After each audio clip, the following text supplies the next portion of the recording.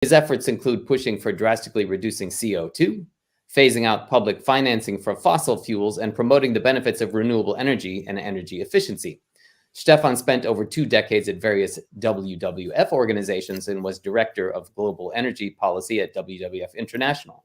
His seminal experience as a teenage nuclear activist sparked his intellectual curiosity, leading him to pursue science. While he has a record of being incredibly direct and outspoken to the captains of industry, today Stephan says he'd like to focus less on the impacts of climate change, the so-called doomsday stuff, and focus on areas where NGOs and civil society organizations can make an actual difference. Climate and energy expert Stephan Singer, welcome to Making Waves. Thanks so much for being here. Hello. Hello. Thanks, Drew, for this nice introduction. Not a problem. I hope it was all accurate. Yes, it was. Now, just briefly, because I don't want to get bogged down in how we met, but we met a number of years ago for a possible alternative to the natural gas situation in Europe, in a country called Poland. Can you remember a little bit about that? Yeah, I mean, I think we met a couple of years ago when I was very much involved for WWF with other NGOs on anti-shale gas campaigns, anti-fracking, which came from the US, which was very much promoted by US fossil fuel industries in Europe. And unfortunately, I'm going to be honest here, unfortunately, also some NGOs promoted that one because they considered that gas is an alternative to coal. I think this was short-sighted. But anyway, that was the situation. Many of our governments were very open to that one. And there were shale gas initiatives in almost 20 countries of the European Union, from the UK to Greece, from Slovenia to Spain, from Germany to Sweden. Fact is today that we have not a single fracking gas, shale gas mining ongoing.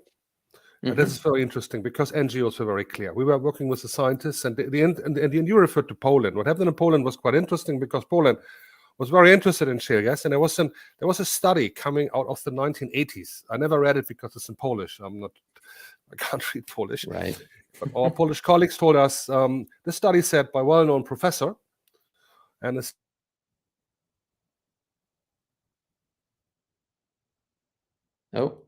Stephan seems to have frozen for a moment. I hope he'll come back in a second. Yeah. Pardon us. You there? Okay. Yeah, sorry. You cut out for a little bit. Sorry, we lost a little bit of what you were recalling. I was saying there was a study out in Poland by a well-known scientist, professor, who quantified the resources of shale gas in Poland, which is a coal-based country, for shale gas wonderfully high.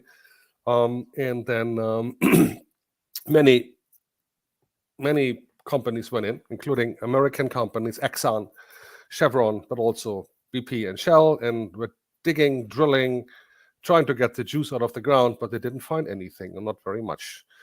And then we had been talking to the NGOs on the ground, and there was a very, very sophisticated guy from the University of Engineering Technology. He told us he has a feeling that the professor's study was wrong, that the numbers are either faked or are just wrongly calculated. He said he's going to look into that one. He said, I'll do you the favor, I'll look into that one because it's all in Polish.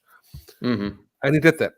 And he came back after three weeks with a summary and said, what I said to you, the number what he discovered as shale gas resources in Poland is wrong by factors 3. So what was supposed to be something like more than 1,000 cubic meter of shale gas available in certain areas, so just like an example, was only 10 cubic meters, so close to nothing. Wow. And that caused a big stir in Poland. The companies left, and shale gas in Poland is not an issue anymore. So that's one speculation. Speculation. Sorry, that but you have to be crazy. Well, you have to be careful with science as well. I mean, I'm a scientist myself. Right. But you need to peer review science. That's the reason why peer reviewed science is so important. That colleagues look at this one, what you're doing, what you're publishing, what are your assessments, what are your assumptions. And they can go back to you and say, before you publish that one, check this, check that. That doesn't prevent all mistakes and failures what science is doing unavoidably, but it's a principle in place which I very much appreciate as a scientist. That stuff is being checked. Mm-hmm. Stefan, could you take us back a little bit? You told me something very interesting in our little pre-interview. How did you get involved in climate and energy issues? Yeah, this was based on my PhD. I did my PhD in the late 1980s in India. I was working on poverty alleviation. And we used poverty alleviation in agriculture. We worked in India and Kenya in poor villages, and we looked at the organic carbon content in the soils as an indicator for soil fertility, which then is, of course, a precondition for food security. And the carbon content was very low. So we looked into natural methods to grow the carbon content, etc., etc. And I remember when I did my PhD, then my then professor told me, just in the late 1980s, and climate was not a posh issue. People talked about it a little bit. And he said to me, Stefan, one thing, you need to stay in the carbon cycle. You need to stay in this entire carbon thing, which is more than just agriculture. It's also energy, it's industry, etc., etc. That is a coming issue. Mm-hmm. And I followed his advice because I like this guy. I like my professor. And then I just got a job with WWF, and that was the start of the career in the climate movement with CAN later on. Mm-hmm. So that brought me to energy very strongly. I was also, before I did my PhD, an activist on the ground in Germany for a group called Robin Wood, not Robin Hood, but Robin Wood, where we addressed the issue of acid rain, acidification of lakes, and in particular on forests and ecosystems. And we're looking for the phase out of coal, not because of climate, but because of the phase out of sulfur dioxide, nitrous oxide, and the noxious pollutions which come from coal. Mm-hmm. Right. So that's what we did. And so I always had an open ear to energy issues, because energy, I mean, let's put it simple. If you do not solve the energy issue, you cannot solve the climate issue. You need to decarbonize the energy sector fully. Otherwise, forget it. Uh-huh. It won't work to get us on a pathway to 1.5 degree for kind of acceptable pathways to avoid the biggest impacts of climate change on nature, on people. That's a key condition. So people who talk about offsets, people who talk about we have time are completely wrong. And they do it purposely because they try to basically confuse the situation and winning time for themselves, in particular the fossil fuel industry is doing that. Mm-hmm, mm-hmm. You know, that's really interesting. I've later in our talk, I've been thinking about kind of sort of like lifestyle issues. And I won't ask the questions now, but yeah, I mean, when it comes to I mean, probably no one in this day and age is going to make the compromise of using less energy, right? So is that part of it? Just sort of like the life that we're living in the 21st century? I would start from another angle. There's almost 800 million people who have no access to reliable electricity. It's a little bit erratic, but it's basically no electricity. They live in the dark. I think that's the key issue we need to address, and this electricity needs to be provided by renewables because it's most cheaply, it's most economic where we have not the grid. Off-grid solution, mini-grid solutions with cheap wind and solar on the ground in the villages is most economic. The IA, International Energy Agency, comes out with that one. It's not just us who saying that one, right? That's the first issue before we talk about people cannot live without energy. Second, there's an issue of sufficiency.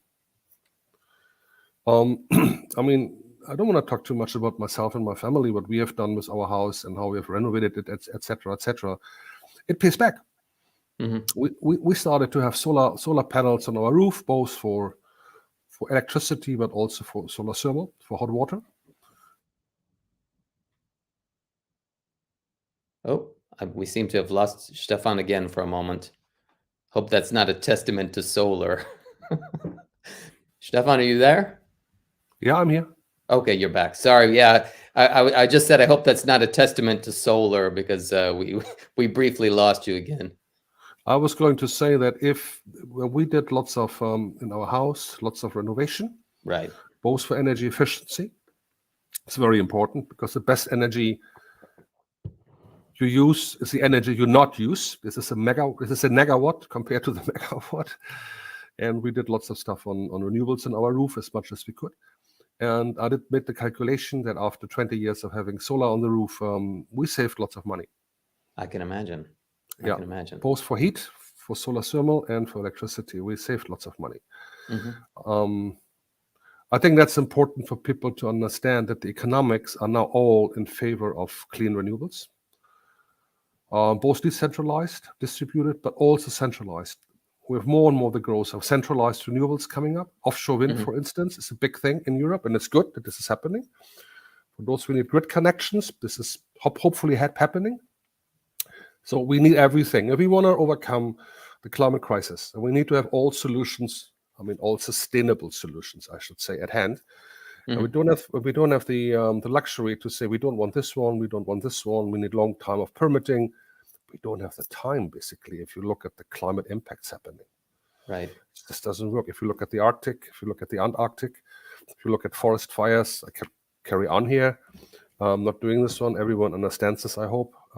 We need to make some quick, fast, and deep-reaching decisions on deep-reaching decarbonization based on clean renewables and energy efficiency, I should say. Now, you're kind of touching on the title of today's show that I came up with, and I'm curious about that.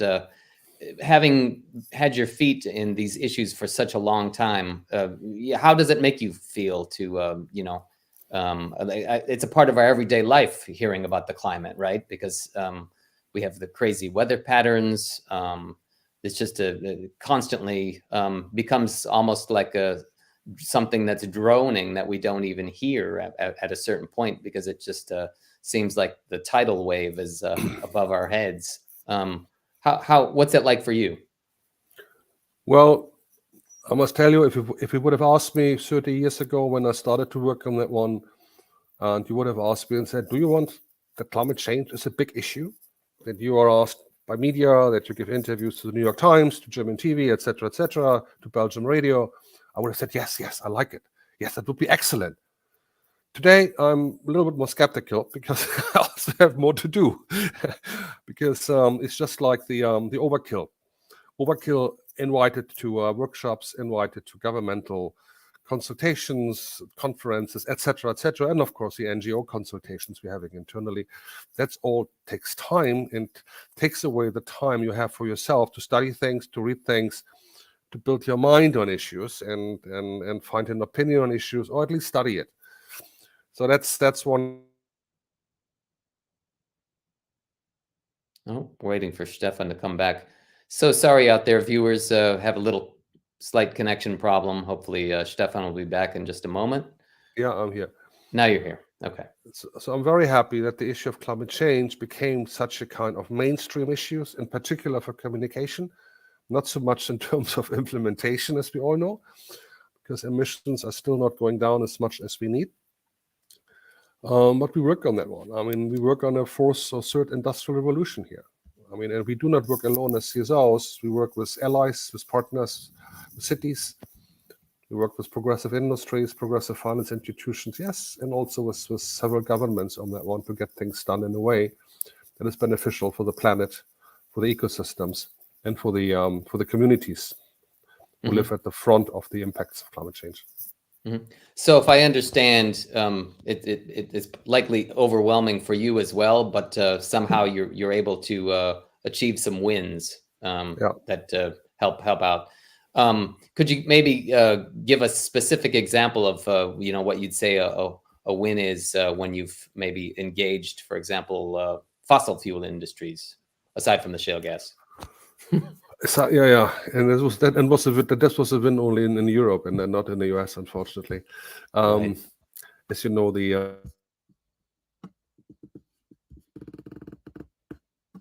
I lost you again briefly. Sorry about that. It's a shame. I've had quite good luck with this. Oh, you're back. Okay, go ahead. The wins. I would say personally are the Kyoto Protocol back in 1997. We had been working like hell on that one, and we had been drafting before the Kyoto Protocol for the G77 in China, the group of developing countries, a briefing paper where we said this is how a Kyoto Protocol on reducing emissions could look. Knowing that the Kyoto Protocol would not be perfect. We knew that. That's one win we had, and the Kyoto Protocol was agreed in Kyoto. That's the reason why it's called Kyoto Protocol in Japan. I think WWF, then my colleagues, we had a strong footprint in there. Second thing is a couple of things. We had the ratification of the Kyoto Protocol as a forerunner before the Paris Agreement, for instance. There was one big country missing, which is a problem country, as we all know, Russia. We needed Russia for ratification. Otherwise, it wouldn't have entered into force, because the US under then senior, under Bush senior, stepped out of that one. We needed, there's a quota, there's a quota. And we worked behind the scenes quite significantly with the European Commission and with different channels, and worked with trade people who have nothing to do with climate, but with trade. And Russia wanted to become a member of the WTO. So we developed with our trade persons a kind of background paper showing the Russians. This was all informal. This was all nothing public, right? I mean, I can talk about this from this time ago. We developed a background paper with our trade people, with our trade experts towards the Russian trade minister, and said, there's a deal. Europe will allow you to become a member to the WTO, and you accede to the Kyoto Protocol. You ratify it. And that was, we worked on, I tell you, this was a horrible time, these 2 weeks, because we didn't know what was happening. I was actually in Indonesia at this point in time for a big NGO meeting. I never expected this to happen. So I went to the airport in Indonesia, in Jakarta, and I bought then the Financial Times at the airport. And what was the headline? Russia ratifies Kyoto. Wow. We try to be behind the scenes on that one issue, but this is what NGOs are doing. Very often, many deals which are beneficial are being promoted by NGOs behind the scene. We dedicate our experts to governments, because very often governments, gonna be honest, have no clue, right? I can give you more examples. What we did on renewables. I think the work we did on anti-nuclear work, which I did particularly in Germany when I was an anti-nuclear activist, helped us to phase out nuclear in Germany. Not everyone likes that one, because many people still believe that nuclear is a legitimate part of decarbonization. I don't share that one. Many don't share this one, and yeah, I think we managed it. We got this in the mainstream conservative party, in the Christian Democratic Party. The phase out of nuclear after Fukushima was not done by the socialists and the Greens. It was done by a center-right government. Are you still there, Stephan? Losing you briefly. Sorry out there, viewers. First time I've experienced this with my broadcast. It's a shame, but I'm sure Dr. Zinger will be back. He's back. Hey, I'm back. He's moving. This is just a reminder. This is just a reminder that you're watching Making Waves. My name is Drew Leifheit, and we're talking today to climate and energy expert Stephan Zinger. Please feel free to send in your questions in the chat, and let me know if you'd like to ask a question in the video feed. I'd be glad to let you on. So, Stephan, I'd kind of like to take us to the present day. It's been a year since Russia's invasion of Ukraine. It upended, or at least created a lot of questions about energy security in Europe. Could you talk about how this whole thing is playing out energy-wise, and what it's meant for climate policy? Has climate been sidelined, do you think? No. I think the opposite has happened. If you look at the investment numbers, which were recently released, investment numbers for 2022, by Bloomberg New Energy Finance, we have a record investment in renewables worldwide of about 500 billion US. It's not good enough what we need. We need more to be on a pathway for combating climate change, but it's a record growth. With a record increase in energy efficiency of 2.5% and 2% energy efficiency per GDP across the globe. That wasn't there before. People have understood, and this becomes not of the invasion of Ukraine by the Russian regime. This is because energy became so expensive. Fossil fuels became super expensive. then automatically people start to save energy, right? Either with cutting down the heat in the houses or buying energy efficient equipment. We have in Europe a record sale of electric vehicles. In 4 countries in Europe, for instance, electric vehicle sales have overtaken the sale of diesel cars. First time. This is quite significant. I mean, knowing where they come from. So the growth in renewable electricity, again in Europe, was quite significant. Again, I can tell you from Germany, the growth in Germany, in my country, was when we came from about 42% renewables in the electricity sector in 2021, and in 2022 we had 48%. So it's not always that the glass is half empty. The people investing in it because it's cost effective, and it's not polluting. That comes on top of it. It's not only climate, right? The issue is that worldwide there are about 4 to 5 million people dying from air pollution from fossil fuels. Right. Let's forget this one. It's coal mainly and petrol products. We shouldn't forget that, and that's an issue. No one is talking about this, or hardly anyone is. The WHO, the World Health Organization, is talking about this one. We are talking about this one, but otherwise, people are not. People talk about fossil fuels as being a climate problem. Yes, they are. Of course, they are. But there's more to it. Water consumption. We had in Europe in the last years. The same was also in the US, by the way, and in Canada, in southern Canada, there was a strong drought in summer. And conventional power stations need cooling, water cooling. If the rivers have no water, you cannot cool the water. You have to switch off your power station. Wow, right? That's amazing. And this happened in Europe as well. We had, and that's a weird thing. I mean, there's a plethora of impacts with fossil fuels, and I'm not talking about the mining impacts, indigenous peoples, etc., etc. And I'm not naive on the other side neither. I'm not saying that the some impacts of mining for minerals, crucial minerals, for batteries in particular, is wonderful. No. We see the human rights violation in Congo. We see the excess water consumption for lithium mining, which is a very important component for batteries in Latin America, etc., etc. So we need to be a little bit careful. We need to look into circular economies. We need to look into recycling. We need to make renewables every day better as well. It's not the one is wonderful and the other one is. It just, we need to have a balanced science-based view. But overall, the evidence tells us that renewables are definitely the way to go, and we can improve them significantly with their footprint. We have a comment from a person in Scotland, Susan Brown. She says, the wind we have in the oceans that we have, it's mind-blowing that we have not found a way to better harness power from these areas for commercial use. Yeah, the reason is I know some projects which are happening in particular in Scotland, in northern Scotland. It's expensive. Yeah. And the point is salt water is corrosive.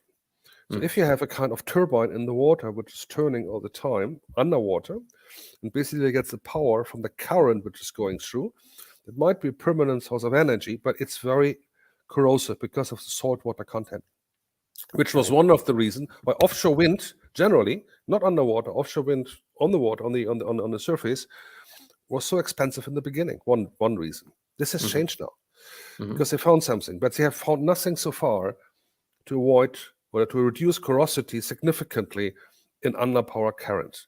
The other thing is that wave energy is pretty much space intensive, right? So I think we need to be honest to ourselves and see what goes, what doesn't go. We cannot.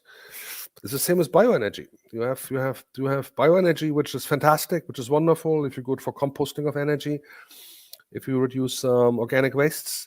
But it can be horrible if you use major trees, in particular if it's in primary forests, burning them for energy. I mean, these things are case dependent. Right. I think we need to understand that one, and that's what we are working on as CAN. My team, what my team is working on, to look into how can we bring, I wouldn't say tailor-made solutions because they are not there, but but there are solutions which need to work in a certain economic national context or regional context, which don't work everywhere. Right. Now, pulling out a little bit, of course, the EU has set the target of reducing emissions by 40% below 1990 levels by 2030, and wants to achieve climate neutrality by 2050. How would you evaluate their actions towards doing this? Are they going to meet the Paris Agreement goals, or how do you see this? Drew, I don't want to correct you. The EU has a target of 55% emissions reduction. You're right. 40% is a proposal. Is a proposal for renewables. There are others in the European Union who want to grow those targets for renewables to 45%. We're not there yet. This is always in the European Union, as we know, it was 27 nations. It's always a kind of quite a laborious undertaking in the negotiations between Parliament and the Council, the ministers basically in the countries, and then the Commission giving advice. That's the way it is, how democracy is working, right? So it's not easy because there's so many countries. I mean, that's the way it is. I think 55%, we could have had a better target. We want to have, if we want to have full decarbonization, net zero, whatever they say, what they say is by 2050, and we go to 55% emissions reductions by 2030, then we have 45% left to reduce in the last 20 years. And we know the last miles are always the most toughest ones. And what we know from science, what we know from the economic analysis is the EU could have gone to 65% by 2030. So if they would have started that one already 3 or 4 years ago when they announced 55%, in particular with energy efficiency in houses, retrofitting of houses, heat pumps, for instance, we would have saved not only energy, and we would not have saved only emissions. We would be on a pathway to basically kiss goodbye our dependence on Russian oil and gas. Right now, I think people really realize now that this is not just about emissions reductions. This is just about having an economic and social responsible approach to energy provision for the people, because people need a warm home. People want to have a warm home in winter, in particular people who are old, people who are handicapped, people who might be sick. The hospitals need it, the schools need it. So we need to find a solution to do that. And the sooner we do that one with energy efficiency in buildings, the better we do that one. And then renewable energy comes on top, provides the energy for the heat pumps, the electricity for the heat pumps, provides transport electricity for electric cars. So we see too often a piecemeal approach, not only in Europe, everywhere. If I look at my city where I'm living in Brussels, I'm getting sometimes, we're getting mad sometimes. I mean, we tried to get heat pumps here to change our heating system. It was not possible from some stupid regulation. That's a kind of thing where we say, we need to have a common understanding across the different institutions that certain things are priorities. I can tell you in Brussels, the case is we cannot have a heat pump, which is an air pump, because they said it's loud. It will disturb the neighbors. We're living in a quite dense, urban environment. Right. But the thing is, if you look at the noise level of the heat pump outside, it's much less than a lorry running down the street on the other side. Right? I mean, there's some, and then you talk to the people in the institutions in Brussels, and they tell us basically, when we tell them, listen, guys, you Brussels guys, you Belgium guys, you want to be carbon neutral, and heat pump is one of the issues we can do at houses. Right. And then they say, no, not our issue. This is the climate department. We are just the department for noise. Yeah. Bureaucracy. Right. We are just dealing with that one. We look at decibels. We look at noise. The rest for us is irrelevant. Yeah. Not to mention that would be a constant noise, which is, I think, much less disturbing than if a lorry rolls by your apartment. No, it's not a constant noise. I mean, I've seen this one. Friends of mine have done this one. There's a small constant noise, but it's small. Right. It's not very right. It's not very loud. And if you have that in in a shelter outside in the house. We have a garden here. We put this in a shelter in the garden. Then anyway, Right. I don't want to bore you with Brussels. No problem. No, Brussels is happening. Hey, we got another comment from, I'm not sure who this is. It says a LinkedIn user, but I'll let you field the question. Someone who wants to hear some thoughts on decarbonizing the atmosphere. I see a biopathway for biodigesters plus poop to RNG, which is burned to make power with greater than 90% CC and utilization into fuel fullerenes. I don't know what that is. I don't know what RNG is. Mm-hmm. What is RNG? Viewer, maybe perhaps you could send us something else on the chat and illuminate what RNG is for us. We don't know. What is 90% CC? Hmm. Oh, is this carbon capture and storage? CCS? Maybe. Here we got a second comment here. I think same person. Are fullerenes a good way to increase soil carbon? I haven't heard of fullerenes either. I wonder if that is a good idea. Is there a health impact? Is this maybe a language issue? Someone who writes, if it's the same person, renewable natural gas? Renewable natural gas. Renewable gases. Yeah. Mm-hmm. Here we got one more. They're back. 90% carbon capture and utilization. Go ahead. Yeah. CCUS. 90% of what? 90% CCS of all fossil fuels? If we look at the current amount of fossil fuels we're using, and we keep on using them and have 90% CCUS, we simply have no space for that one. We have no space. We have no geological space. It's simply, if you look at, let's just stick on the CCUS. If you look into what is currently the status of CCUS in the world of energy investments, climate investments? We have heard from the fossil fuel industries and companies since 25 years, CCUS is the future, is the future, is the future. They have the money. They're the richest companies in the world. They could have invested a lot. They've done nothing because it's expensive and technically challenging in many cases. Give you an example. We have currently worldwide about 0.1 to 0.2% of carbon dioxide from the energy sector being sequestered in CCS devices. Right. 0.2% after 25 years. And no one stops the industry to do that one because there's no properly managed, verified, independently monitored CCUS geospheric layer. This is what you need to have. Because if you put the stuff on the ground, it needs to stay there for a couple of 100 years, if not longer. Right? Who's monitoring it? Right. Liability issues. No one is doing it.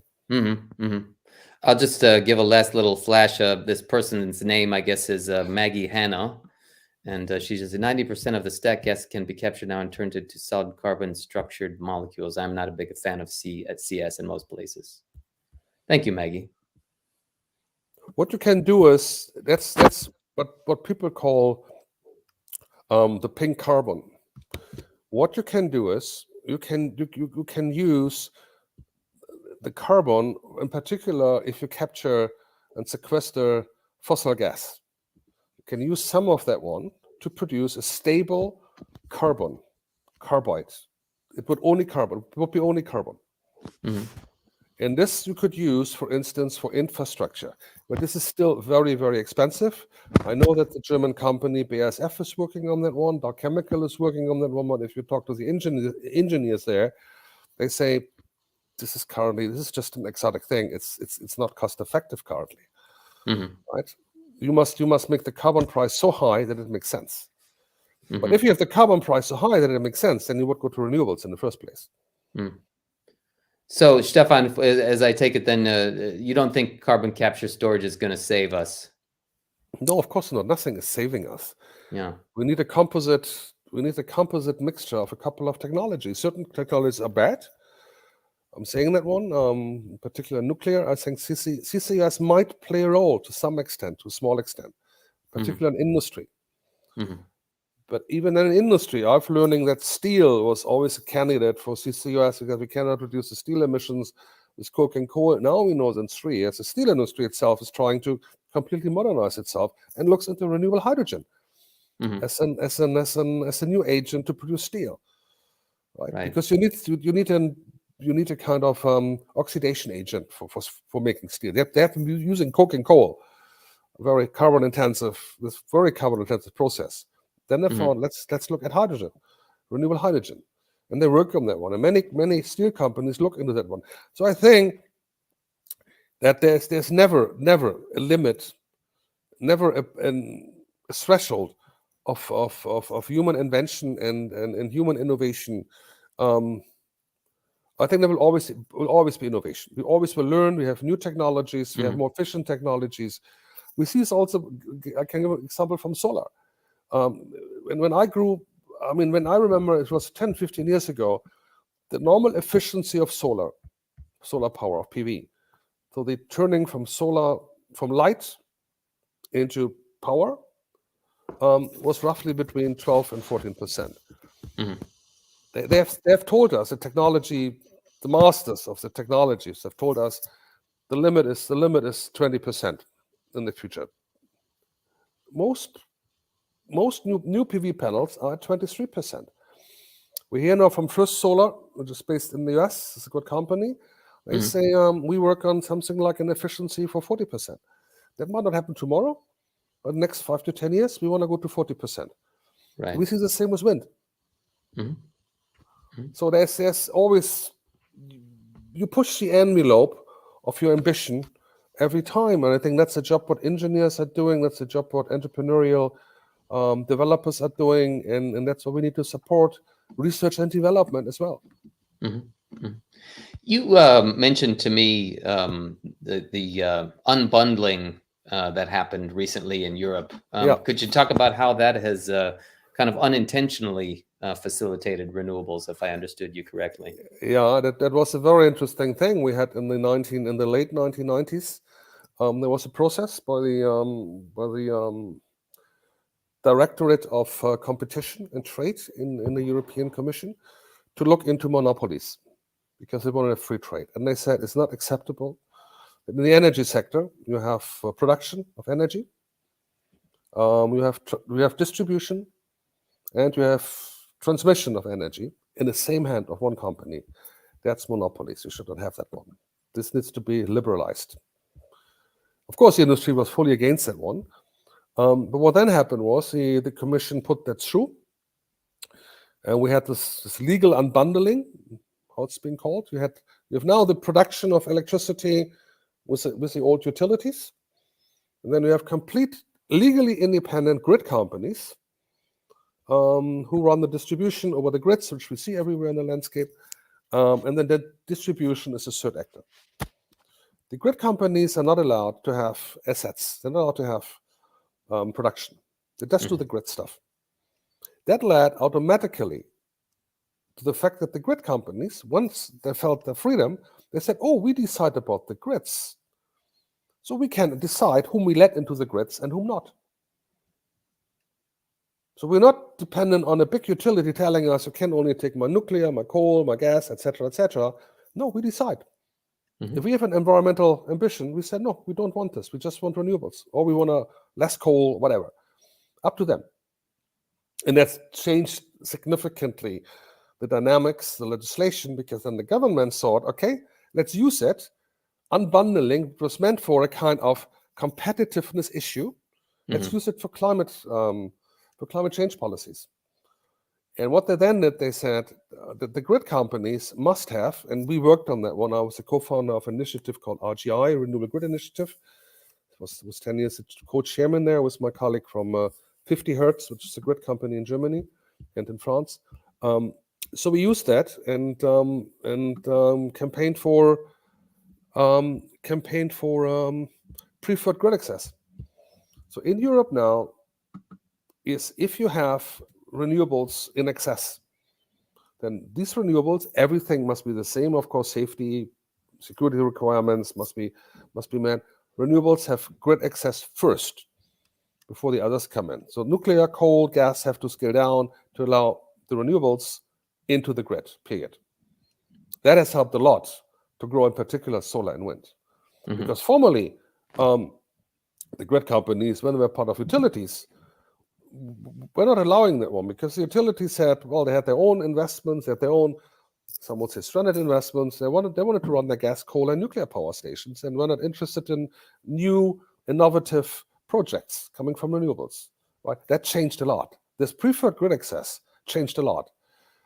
And this is what I'm telling my colleagues in the Global South all the time, and saying what you need to do is, if you want to go to renewables in a big way, you need to have an innovative, competitive, level playing field for everyone, including newcomers, which have access to the grid. Because you can have wonderful targets for renewables. If you don't have access to the grid, forget it. It doesn't work. Right. Stephan, what's your take on how coal has been doing? Have you seen much movement due to the Russian invasion of Ukraine? Has that had to be substituted for some fossil fuels? Well, the most of the coal Russia was producing was used domestically, but they were also a major exporter.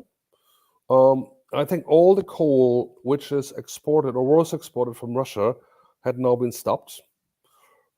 Similar to oil, similar to gas. With oil, we are not there yet with 100%. I think oil has been stopped by 2/3. This is mostly shipping oil, not pipe oil. Some countries in Europe, at least for Europe, wanted to keep some oil from the Russians for whatever reason. Gas is almost out, Russian gas almost out. Coal internationally, independent from a Russian, is growing again, in particular in Southeast Asia, Cambodia, Vietnam, China, India.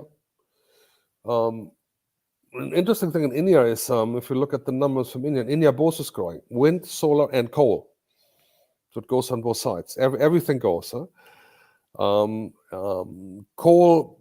many people are saying coal is basically a done thing. It's history. It's out. No, it's not. It's not.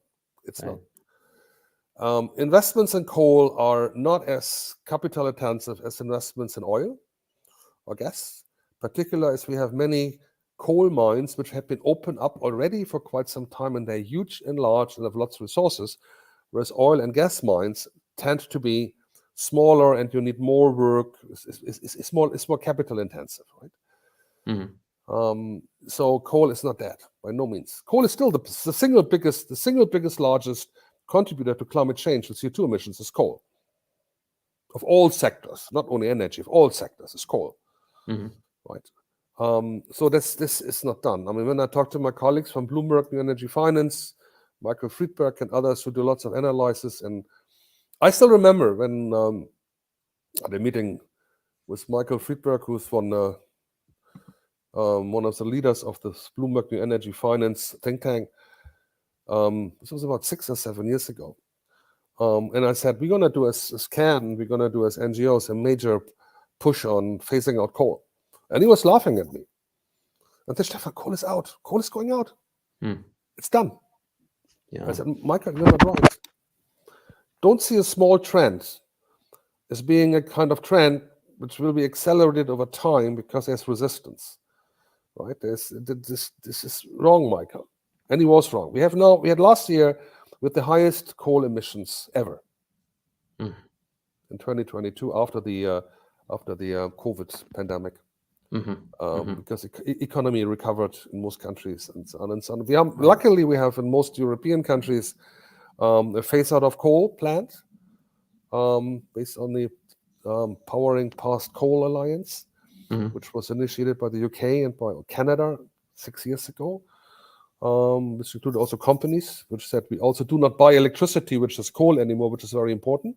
The cities saying we do not buy coal anymore. It's not just about it's countries saying we don't build coal power anymore. It's also consumers saying, big consumers saying, we want to have the electricity being certified. It must be coal free. Wow. And many going then into PPAs and power purchase agreements and buying mostly renewables, etc., etc. What is the next step, which we very much welcome. So coal is still a big factor. and it's China, China, India. Right. What about that in the developing world? What do you think the best strategy is for helping? I mean, it's kind of patronizing of us, right? So we used it before, and there's this kind of argument, right? So are we hypocrites? We went through some of these development phases, and now we're telling them, oh, please, pretty please, don't use coal. What do you think about that? Is there any good strategy out there? It depends. Developing world is not just a monolithic thing. I mean, it's different whether you are in Malawi or in China, whether you are in Tuvalu or Nepal. As I said before, you need the solutions must be understood by the people. There must be participatory approaches with the civil society, with the other shareholders, with what's cost effective. And we are not saying you need to go to 100% renewables tomorrow. There is a transition. And that transition very likely will be done by gas. Very likely, for a variety of reasons. So where do they get the gas from? Is the second question. We don't want this to come from Russia for a variety of reasons as well. So they need to get the gas from somewhere else. But this would accelerate also the need for doing more on energy efficiency, I would say. China has the characteristic of both a developed country and a developing country. China has now, since 5 years, overtaken Europe in terms of per capita CO2 emissions. Not total emissions, that they are number one, but per capita, not historic emission. No, I'm just saying CO2 per capita emissions. And the Chinese are not stupid; they know that. And China is very much looking into electrification and into renewables. They had last year record investments in solar power. Again, similar to Europe, not as good as it should be, but again, it's escalating. I do think that what we have in developing countries, what we see from economic analysis, the IEA has done some good analysis, is the cost of capital for new renewable power and new renewable devices. And the cost of capital is a big barrier. I'll give you an example. The IEA has made the estimation and have said, well, if the cost of capital for solar power plants would be reduced by 2%, only 2%. The cost of capital by 2%, we would save until 2050 for decarbonization $16 trillion US. This came out a couple of days ago from the IEA. That's a number. So how do we reduce the cost of capital? The cost of capital is reduced because finance sector is risk averse. We know that one. There are only in countries where they have secured governance, what they understand, they have secured infrastructure. I mean, let's be very honest. Who's investing in Somalia? Who's investing in Sudan? Who's going to Russia these days? Or Iran? I mean, let's be very honest. Or Syria. No one is doing this one. I would say we should do that. It's risk. They're not going there, even if it would be completely cheap. I know from our Iranian colleagues, which are not part of the regime there, which have been working on renewables, that the potentials for solar and wind are fantastic. No one is investing in there. No one is going there. Say, well, I'm not crazy. I'm not mad. I'm not going in this kind of weird country, which I understand on one side. On the other side, there are other countries which are at the brink where we do not know and where we need to reduce the cost of capital. This is what I'm telling my colleagues and friends in developing countries. If you want to work on renewables, if you want to work on sustainable development, you need to work on improving the governance in your country, right? This is very, very important. And that includes human rights, for instance, very strongly. Sure. I'm sure there are a lot of correlations when it comes to human rights and risk and... Right. Okay, if you're out there and enjoying our conversation, please feel free to make any comments or ask anything that you'd like in the chat window. It's great to have you here on Making Waves. We're talking to Dr. Stephan Singer. And Stephan, I'm wondering, how do you see, you briefly mentioned transportation earlier, but how do you think we're doing when it comes to low carbon transportation in 2023? I don't think we make the progress we need to do in terms of reducing the CO2 emissions of cars, the internal combustion engines, which are still there. I do not see the strong investments we need we need to have in the infrastructure for superchargers for electricity. I think there needs much more work to be done. Who should invest in superchargers? This is the other question. I mean, we have the discussion here in Brussels. I know that one from Belgium pretty well.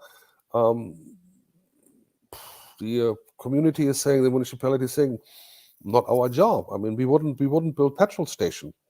Let the fossil fuel companies do that one. Why would the fossil fuel companies do superchargers? Right? Why would the car companies then let the car companies do it, who do the electric cars? Yeah, why would the car companies? The car companies are also not putting in petrol stations, right? This kind of thing, this governance thing on these more technical issues is very, very important. And this is why we need legislation and regulation. We cannot leave it to the market that someone is clever enough and is an Elon Musk and puts out, like he did in California 6-7 years ago, to push Tesla when he put out 10,000 superchargers in California and let everyone recharge their electric vehicle free of charge. This was Elon Musk. This was a wonderful advertisement for his own product, the Tesla, right? But this, we cannot bank on that one. It needs legislation. Yeah. We need to have legislation that superchargers are being built and put, and I think it should be the state who should do that one. And then things happen from that one. We have a significant growth in sales of electric cars, but they still are being powered by the electricity grid, which is still mainly run by fossil fuels. Right? So electrification per se, as I said, is not the silver bullet. It needs to be backed by renewables. The same is true for heat. The same is true for industry. I mean, if you want to, electrification is a wonderful vehicle for decarbonization. But we need to have then a growth of the electricity sector with renewables, significant growth. And that's what people need to understand, and decision makers need to understand. We're far from that. And so go ahead. What I think, last point on the transport, we have in Europe, we have no common European transport policy. It's people don't understand. You have a common environmental policy, you have a common climate policy, you have a common foreign policy, but no transport policy. If you want to build a high-speed, highly efficient train link between, let's say, Copenhagen and Rome, no way. You can go from Copenhagen to the border to Germany, and then someone else takes over. From the border to Germany to Austria, and in Austria, someone else takes over. In Austria, and then from Austria, from the border, from North Italy to Rome, another one takes over. There's not a common planning on transport policy. That's a nightmare. And if you look, the biggest problem we have in transport now, which is coming up, is lorries, is freight transport. If you look on the highways, they're full with lorries. No one is going on the railways because no one is investing in railways, because railways are not interconnected across the countries, because we have no common transport policy. That's why climate is an issue which is much more than environment. Climate is an issue of coordination. Climate policy is an issue of bringing people together, having a combined industrial policy, a combined transport and freight policy, etc., etc. That's important. That's a wonderful way of looking at it, because, if you think about it, I mean, we're all in the same boat. Maybe many of us don't realize it, but it really makes sense in that sense as well. Something you were talking about, I think, kind of briefly touched on, the mandate for companies to take action. I've been thinking about the fossil fuel companies and the environmental, social, and governance ESG trend, the so-called ESG. How do you see that?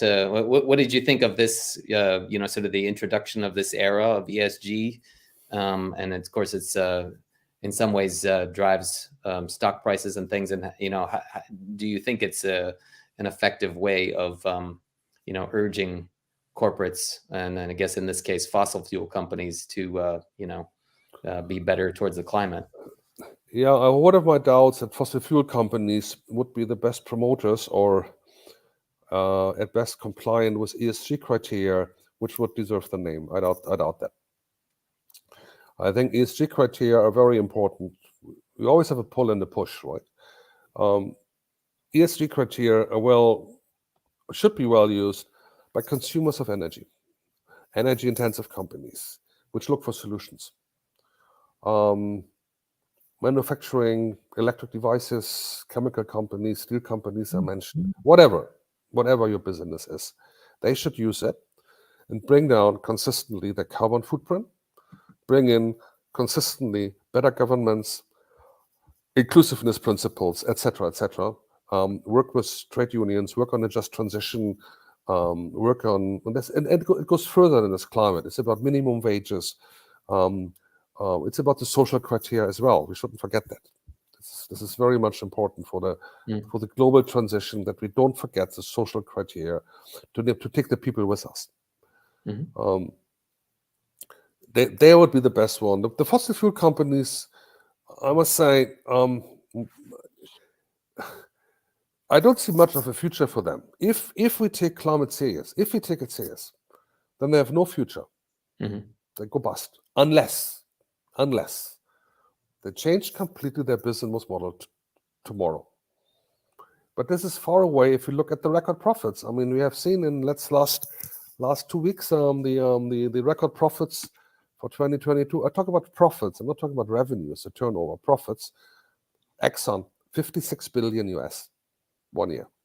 Chevron, $36 billion. BP and Shell coming next week, and Total. Saudi Aramco, I'm sure it's close to 90 billion, right, because of the record prices. What the pundits are telling us is that they believe that 2022 will be the year when we will have the ever highest profits from fossil fuel companies, coal, oil, and gas, which will exceed 400 billion. It's amazing. 400 billion. I just would like to take a brief comment from, I believe, our same viewer, Maggie. She's just wondering if you could give some thoughts on energy storage to offset the intermittency of solar and wind. Yeah, first of all, let me tell you, solar and wind is not intermittent, it's variable. I think that's a big difference. Intermittency means on or off. Very often we have varying supply of power. In the question, what you said, the storage is very important. I agree with you. We need that one because we have in a couple of regions. I can refer to Portugal, I can refer to Sweden, to Denmark, but also parts in China and India, Germany, Belgium. In summer, we have excess solar power, a couple of days. So what's happening then, if you have 105%, 110% solar power production, mainly from rooftops, this is curtailed. It doesn't go in the grid, right? Because the grid is not a storage. Grid is a distribution device, it's not a storage device. That's where storage comes in. Wind is even stronger. We have in parts of northern Germany in winter, December, January, we have there, and same is true for parts of Netherlands. We have there 150, 200% wind power. Curtailed, those storage. Something you can put in the grids, but not everything. So it's a waste. You're burning money. That's why we need storage. Fully agree on that one. Pumped hydro is an opportunity. Pumped hydro has the advantage that it's linked to an existing hydropower station. So you would not need significant new grid connection. So that makes sense. The other thing is pumped hydro is seasonal. Pumped hydro is not seasonal. Pumped hydro is comparably short term. Because if you pump hydro up, at some point in time it goes down again. What we would need is seasonal storage, long-term permanent storage. If we have, for instance, if I look out of the window here in Brussels, no wind, no sun. If we build our energy on wind and sun, I would be sitting in the dark, would have no electricity to run my Zoom here. That's why we need hydrogen, renewable hydrogen. So if we have excess wind and power, we produce renewable hydrogen and use it then and burn it when we have this kind of, what we say in Germany, Dunkelflaute. It's dark and there's no wind. Right? This is very typical weather in northwestern and northern Europe. Let's say between December and February. Right? So I think So, that storage ahead. is very important. So it sounds like then you would be supportive of hydrogen, and I suppose as a storage vehicle for renewable power. Yeah, it's pretty amazing what can be done. That seems like a viable way of storing the Storing electricity. currently, I mean, and the hydrogen is not a rocket science technology. We're currently producing hydrogen in Europe, and I think the numbers must be similar in the US. Wherever you have chemical industries, we're producing hydrogen in Europe, which would, in theory, be sufficient to fuel the entire cars in Europe. Keep that in mind. Wow, that's amazing. But this hydrogen is coming from fossil fuels. It's coming from gas, Right. oil, and coal. Right. With all the carbon footprint. Right. Mm-hmm. Because hydrogen is then used in chemical production, is used in fertilizer production, etc., etc. If we could do this with renewables, we would bring down significantly the carbon footprint, but still have the hydrogen. Mm-hmm. Right?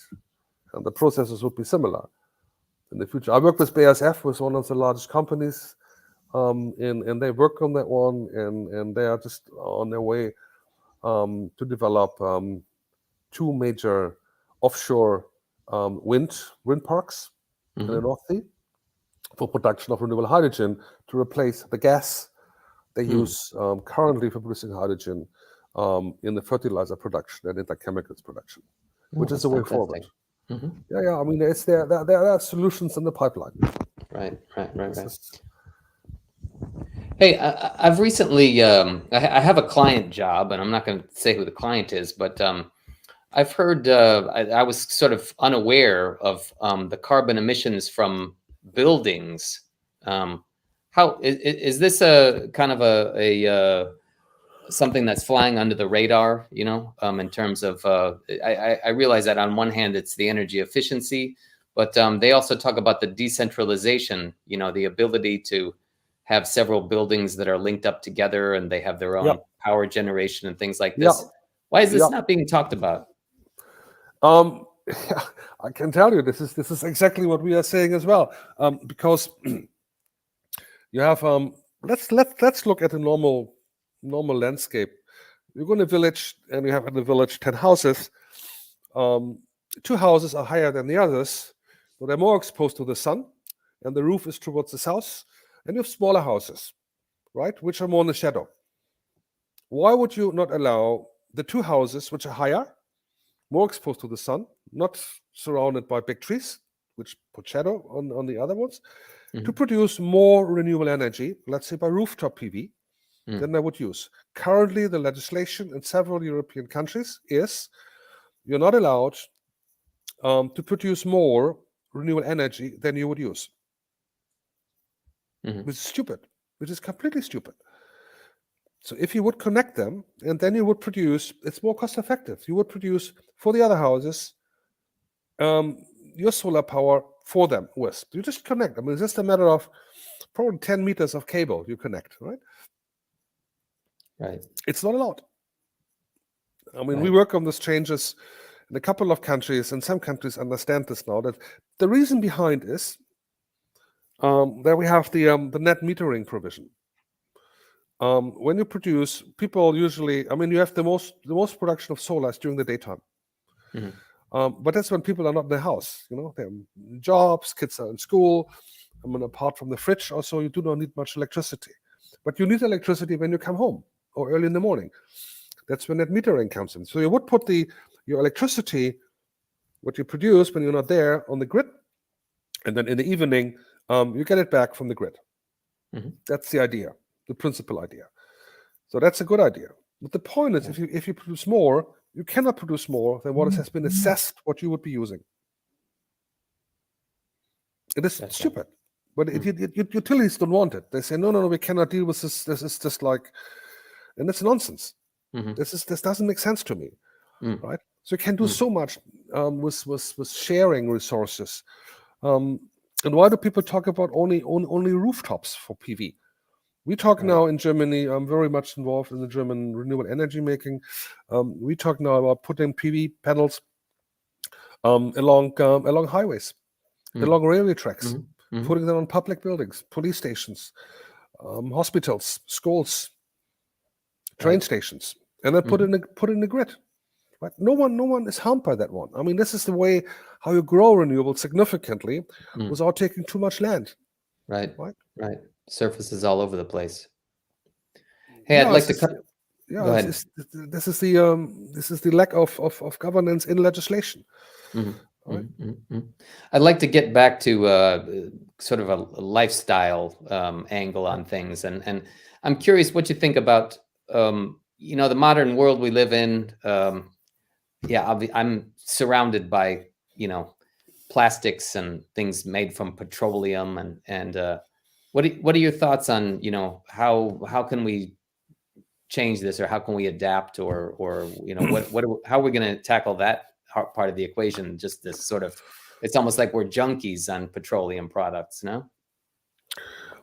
Well, I think lifestyle a lifestyle is a little bit more than just being a petroleum junkie.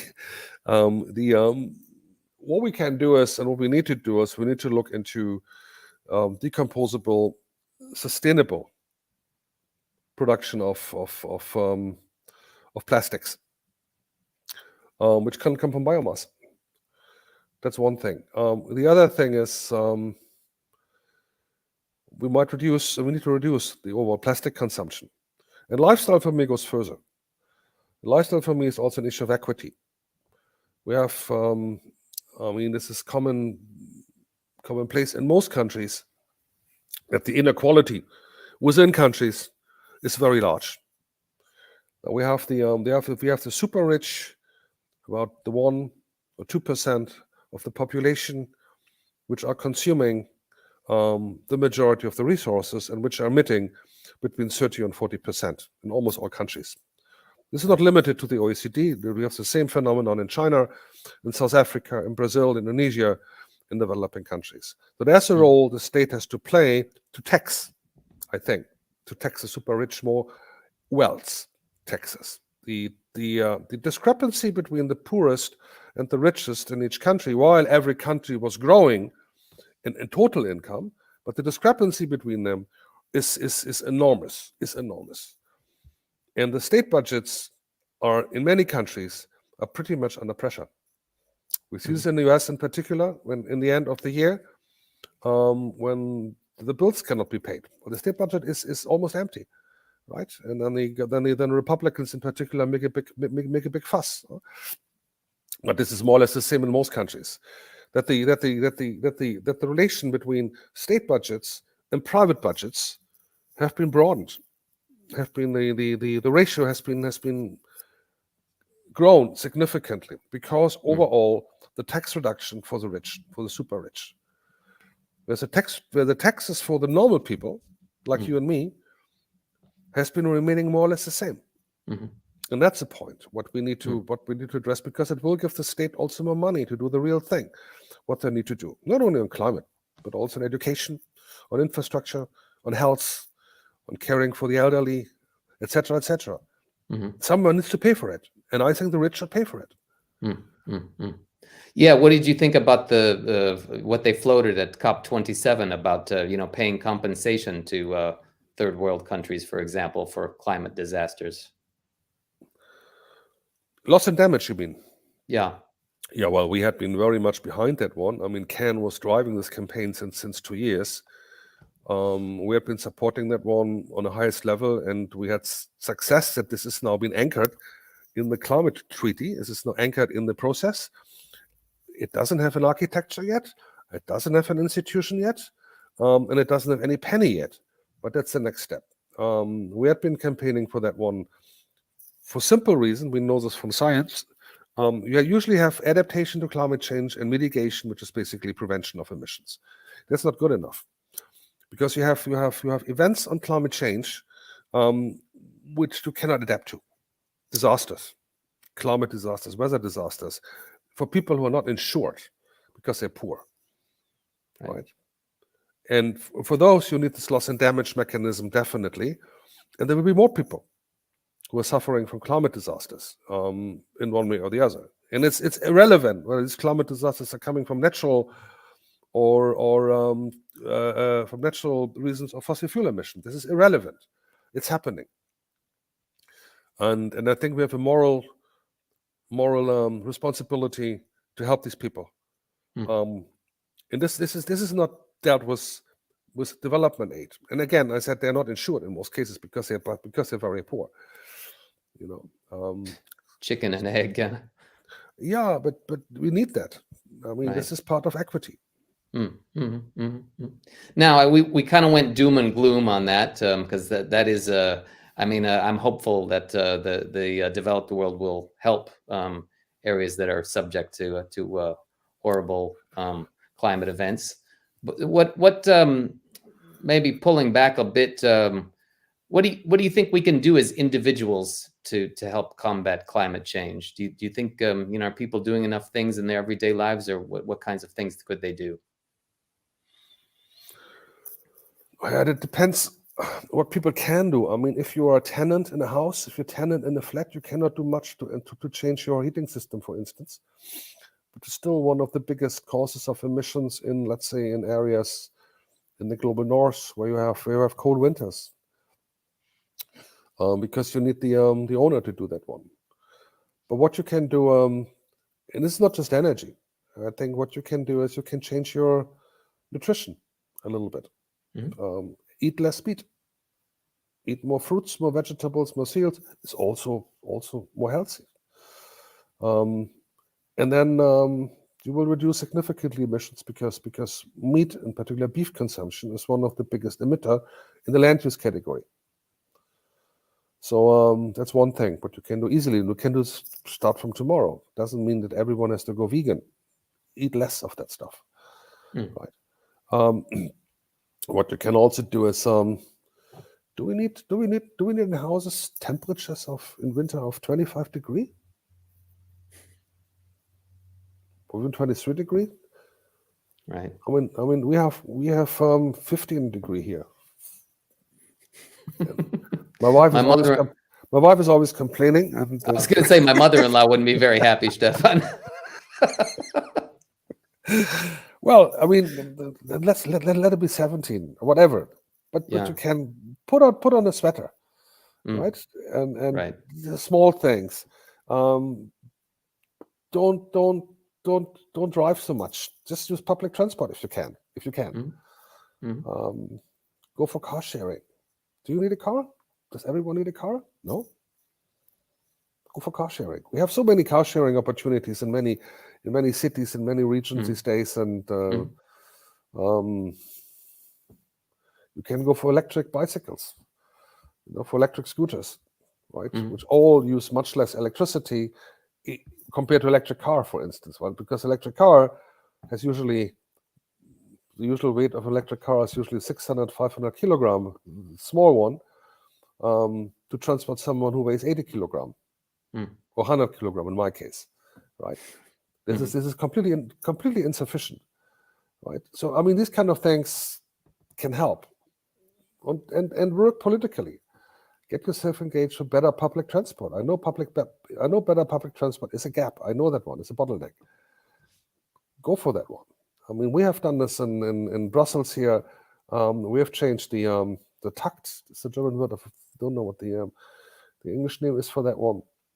That we have a certain line which was always completely full.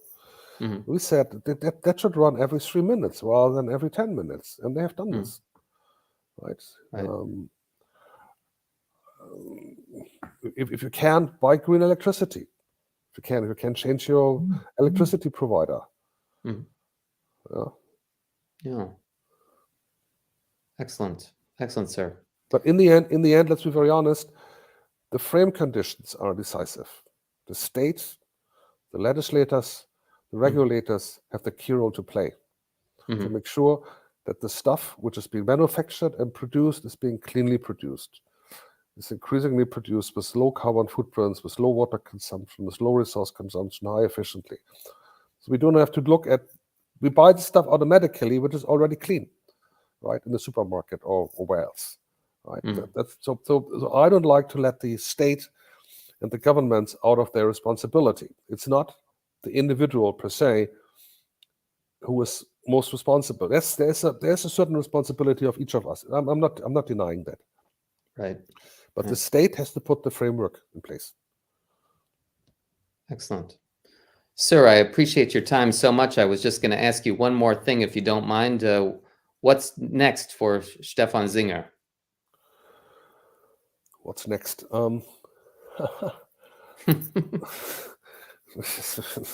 What's next? I think if we look into the international scene, first of all, and you mentioned Russia before, I think it's very important that we proceed with decarbonizing Europe in a clean way, with focus on renewables, energy efficiency, basically do everything to boycott Russian fossil fuels, keep on the sanctions, put money into Ukraine for restructuring Ukraine, not only tanks, which might be necessary in the short term, but the real money the Ukraine is needing is restructuring. This is, I think, the key issue. The hospitals, the infrastructure, the schools which have been bombed, etc., the agriculture. That's the most important thing. What we as Europeans have to do internationally, I think it's very important that we look into the implementation of some of the SDG, the Sustainable Development Goals, which were agreed 8 years ago, and they are due by 2030. And with many of them, we are not on track. What's also necessary is that we have, from countries, strengthened framework of clean energy development nationally. That needs to be done nationally, in some cases even regionally, which has subsectors included. It's not only electricity. We need renewable targets for, as I said, transport, heat, industry. We need legislation which supports that. We need training, skills development.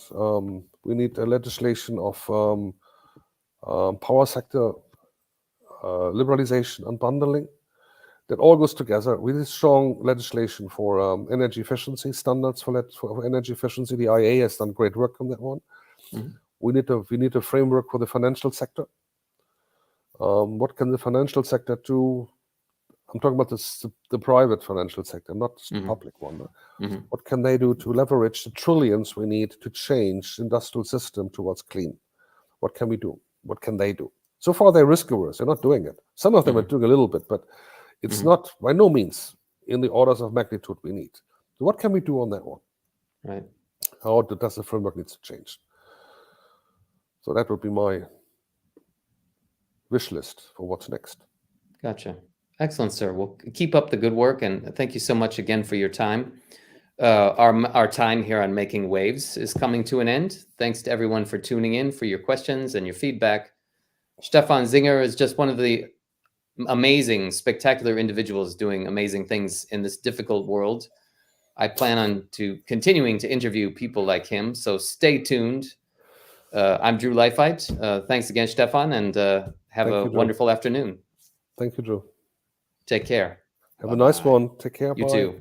Bye-bye.